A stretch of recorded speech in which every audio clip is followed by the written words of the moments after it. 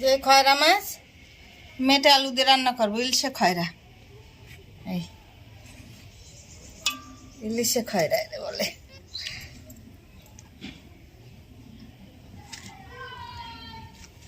বাচ্চা ইলিশ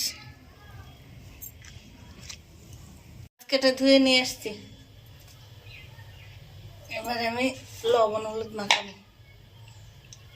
হলুদ,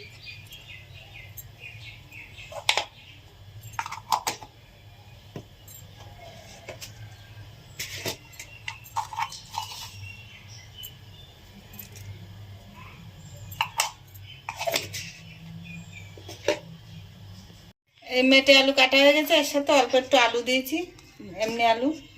আর এই বেগুনটা দেবো। যে এই ইলশে খয়রা দিয়ে, মেটে আলু দিয়ে, বেগুন দিয়ে, আর এমনি আলু দিয়েছি অল্প একটু, হাফ।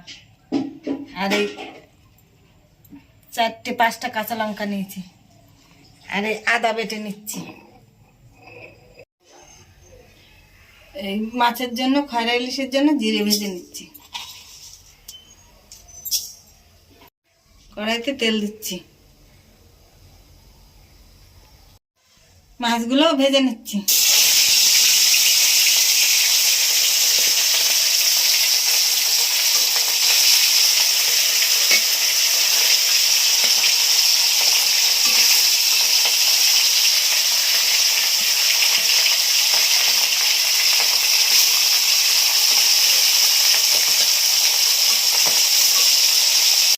মাছ ভাজা হয়ে গেছে, তুলে নিচ্ছি।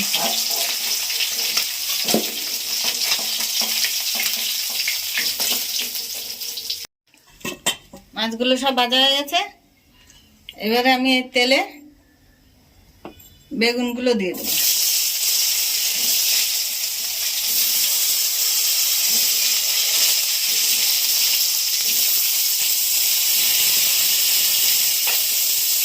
বেগুনগুলো একটু ভেজে নেব। দেখেন বেগুনটা ভাজা ভাজা হয়ে গেছে। এবারে একটু তেল আছে মাঝখানে, এই তেলের ভিতরে আমি দেব আদা,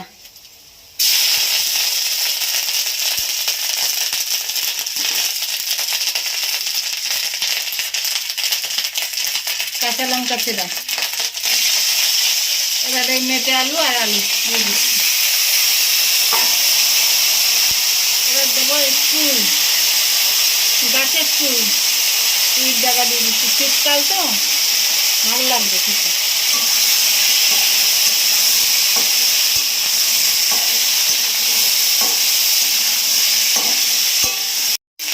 লবণ আন্দাজ মতো।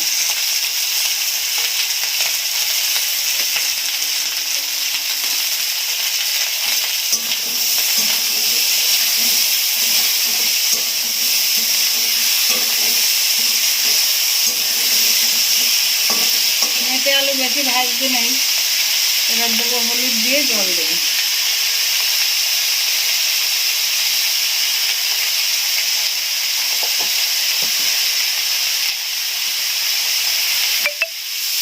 জল দিলাম।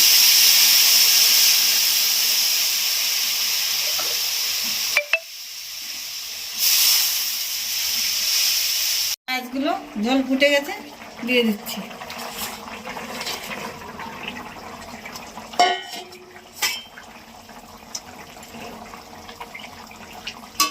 জিরে ভাজা, লঙ্কা, অল্প কটা গোলমরিচ নিয়েছি, বেটে দেবো। এই যে জিরে, লঙ্কা, গোলমরিচ বাটা দিয়ে দিচ্ছি। তরকারি হয়ে গেছে। আলুগুলো খুব সুন্দর গলে গেছে, দেখেন মেটে আলুগুলো।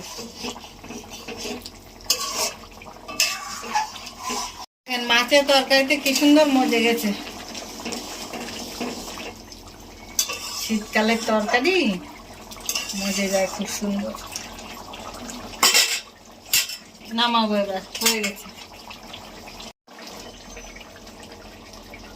এবার আমি নামিয়ে দিচ্ছি। খয়রা ইলিশ দিয়ে, মেটে আলু দিয়ে, বেগুন দিয়ে এইভাবে রান্না করে খেয়ে জানাবেন কেমন হবে।